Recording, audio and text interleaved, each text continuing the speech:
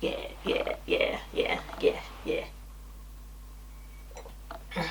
Hi, it's Scola and welcome back to Motivation Monday. So today I am going to be giving you guys a bit of a life update, but also telling you guys about how I've been challenging myself and pushing myself to be just a little bit better than I was before. So let's get right into this.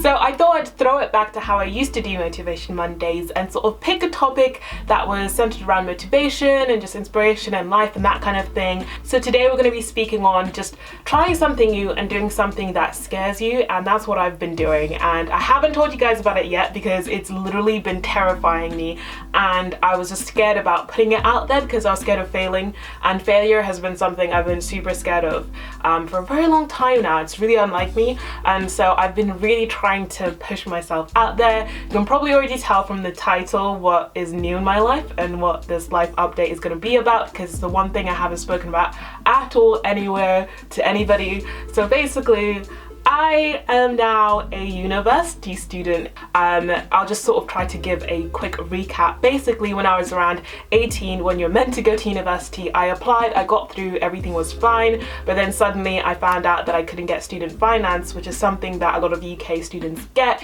which just allows them to afford uni basically. I couldn't get it because I'm an immigrant, and the type of visa I had meant that I wasn't eligible for student finance, but it was literally just a change in legislation. Like, it had just changed like a few years before I'd gone to uni. But for example, my older sister could go to uni absolutely fine, even on the visa that we had. They just did this really horrible, shady, sketchy little change in the law, which was actually apparently against children's educational rights. So I'm pretty sure they're changing it now and making it more accessible again. So I tried to apply to uni 2 years in a row, and I couldn't go both times because I couldn't afford it due to not having student finance and all of that kind of stuff. Of course, you can pay for it, but when you're expected to get student finance, people here don't usually save up for college the way they do in America. Like, I see a lot of like parents and stuff saving up for college in America. Here it's not really a done thing, at least I don't think so, because everyone sort of expects to get it from student finance. Just to give you guys an explanation on why I couldn't afford it, sort of thing. Plus it's just really expensive. I basically went for a very long time refusing to go to uni, and I just thought, you know what, it's not for me. I was sort of like heartbroken. It's almost like having like trying to get a boyfriend, and then like they keep stringing you along, and then all of a sudden you find out you can't have that boyfriend, and like they break your heart and it like proper upsets you, and that happens like twice in a row. So you just believe that you're not ever meant to be in a relationship, and you just like put it out of your mind, and you're just like, do you know what, I'm independent, you know, you can succeed without a man, you can be fine. That's how I felt about university. I was like, I can succeed without university. I don't need you in my life. And I think I said that quite a few times in videos and stuff, but here we are. I'm going to university, and it has been quite an interesting almost 2 months now. It's been very stressful. I don't know why. I thought I could juggle full-time university along with a full-time job basically, and also I decided to start a new business as well, which was a bit mental on top of that. And so all of these things have been really stressing me out and just not great for my mental health. I have to admit, I've been all over the place, to be honest with you, but I've seen other people who can really boss doing YouTube alongside school, and I used to be able to do that. I mean, it was very different back then because it wasn't like my job. It was just sort of like a fun hobby that I did on the side that I sometimes got paid for, but it was like not really that big of a deal. But I've done it before, so I feel like I can do it again, but it's just been a lot to adjust to, and it's just been very stressful. But I can see how I'm gonna make it work. I can see how I can make it work, so I'm really excited to get to a point where I'm like used to it and I get into the swing of things and I have a routine. But I don't go to uni in a traditional sense because I don't really go to lectures. I study from home most of the time, and so if you want to know more about my uni stuff, I guess some people just probably won't care and they're like, Scola, just talk about like health and fitness, like nobody cares.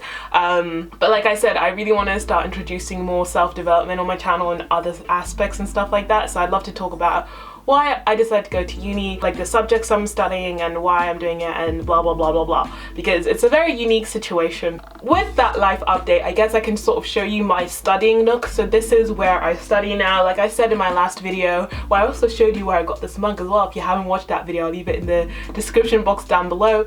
My sister moved to South Korea, so I now have her room, and this is one end of the room, and I've turned it into like a little studying nook, and it's really lovely. You can't see because there's a house in the way right there, but there's actually a really lovely view, and you've probably seen it on my Instagram because I love to sit here, and just as the sun is setting at about 4ish nowadays, like 3, 4, the sun is setting, so I'm still studying and sitting at the desk, and I'm like, oh my gosh, it looks so pretty. So I love sitting here and seeing the sunset, because this is on the 3rd floor, and I love it because I just love a good view. So I feel like I'm still getting that like lovely skyline view, but just from my house basically. Okay, so the next update, I already updated you guys on this in a Q&A a few videos back, but basically I have a boyfriend, and I finally introduced you guys to him. If you haven't seen on Instagram and that kind of stuff, I just want to say thank you for being so lovely and kind, because I was really nervous about talking about him and putting him out there, because there's just so much to be nervous about, actually, to be honest with you. It's one of the most bizarre things, like, I just slapped something to the side of me, sorry. But it's one of the most bizarre things, like just like showing this person who's been such a huge part of your life to like loads of people, and just opening it up to anybody to be able to judge or say whatever they want. It's really nerve-wracking, but it's been a really lovely experience so far. I've not talked about him a lot, but I have showed him here and there, and yeah, this is really nice, and this has been really lovely. But I really wanted to get you guys' opinions on this, because I've always been in the mindset that I probably would never show anybody unless we were already married or we are about to get married. But I'd love to know you guys' stand on it. Do you share your relationship online? And if you do, why do you? Or if you don't, why don't you? And if you did have a relationship, say for example, if you did have a relationship, for example, would you put it all over social media, or would you not put it on social media? And what are your reasons behind it? Because I find like such an interesting topic, because it's been really interesting seeing other fellow YouTubers put their relationships out there, and then it's like doesn't work out, and it's really awkward, because I'm like, this is like the 3rd time this has happened to you. Do you not feel a type of way about it? But I completely understand it being part of someone's journey, and them being okay with it because they're happy for people to see their journey, and then, you know, everything from who they date and stuff, which is okay, and I'm not saying there's anything wrong with it for them. For me, that would be like the most stressful thing, having to go through that in like a public sort of situation and not a private thing. Okay, so my last little bit of a life update is going to be some blood test results that I just got. So if you guys didn't know, I have a condition called hypothyroidism. It's caused a bunch of trouble in my life. I won't go too much into it because I feel like I talk about it all the time. I don't want to annoy and bore you guys, but basically I've been really pushing to get my dosage upped for my hypothyroidism, so that I can get my thyroid levels to a good level, and so that I can just feel better. And I finally got my dosage upped, and I finally feel a lot better. I'm starting to see a lot easier weight loss as well again. Like, it's not as good as it used to be, but it's definitely back to a place where I feel like I can actually manage my weight rather than just constantly gaining weight, which is so good, and I just feel so much better for it. So I got my blood tests done with a company called Thriver. So Thriver basically do your blood test for you. They send you a blood test kit, and you can prick your finger, do all of that kind of stuff, and then send it off, and a doctor sort of assesses your results, and then you can go online and log onto the website, and you can see your results in such a simple and easy way. And I decided to do this because I just felt like sometimes the blood tests that I did with my doctors, they didn't really explain, they don't have time to explain and break it down and go that extra mile to make sure that you are not just about okay, but actually the best that you can be. And that's what I love about Thriver. It gives you the opportunity to look at where you are on a scale to see whether you can make yourself feel even better than you already do. Yeah, Thriver does so many different tests, and actually if you want to get £25 off, let me know and I can give you one of the codes from these little things. I only have 3 here, but I think you can use the code more than once because it's all the same code. So I don't know if I can cheekily just give you guys the code to try out and get £25 off your own test. But yeah, if there's anything going on with you, because I do notice a lot of the time when I talk about my hypothyroidism, a lot of people are like, I think there might be something wrong with me, I don't know what it is, and I don't know what to do about it.